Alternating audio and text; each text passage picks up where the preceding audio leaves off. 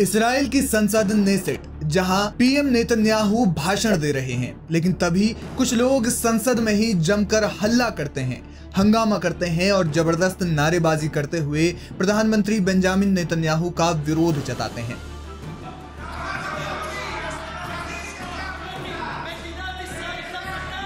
ये वो लोग हैं जिनके परिजन हमास की कैद में हैं। ये वो लोग हैं जिनके अपनों को 500 दिनों से भी ज्यादा समय से हमास ने बंधक बनाया हुआ है। उनके सब्र का बांध टूट गया है, जिसके बाद उन्होंने सीधे इस्राएली पार्लियामेंट में जमकर हंगामा कर दिया।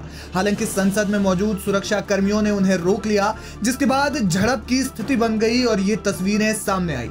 बताया जा रहा है कि सुरक्षा कर्मियों ने इस दौरान बल प्रयोग भी किया। यही नहीं, इस दौरान प्रधानमंत्री बेंजामिन नेतन्याहू भी चिल्लाने लगे और कुछ लोगों को फटकारते हुए नजर आए। संसद में घुसने की कोशिश करने वाले लोगों में 7 अक्टूबर 2023 को हमास के हमले में मारे गए लोगों के परिजन शामिल थे।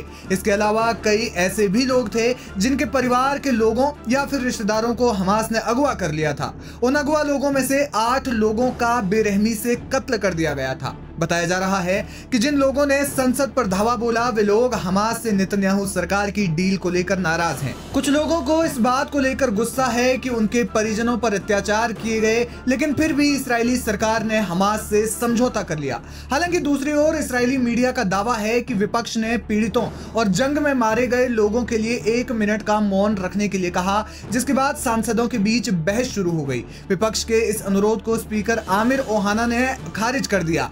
इसके अलावा नेसेट यानी इस्राएली संसद के सदस्यों और हमास की कैद में जो बंधक हैं, उनके परिजनों ने नेतन्याहू के भाषण को बार बार बाधित किया। उन्होंने आरोप लगाया कि पीएम नेतन्याहू अपने राजनीतिक हितों के लिए फिलिस्तीनी कैदियों को छोड़ रहे हैं और गजा में जंगबंदी समझौते को नुकसान पहुंचा रहे हैं।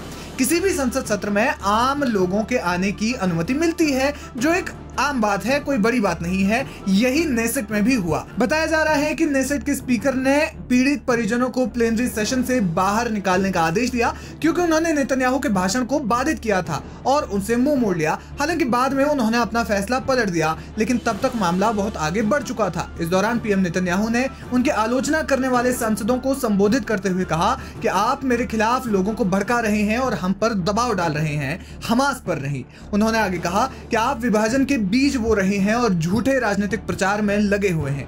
उन्होंने उन पर कैदियों के परिवारों का मनोबल गिराने का भी आरोप लगाया।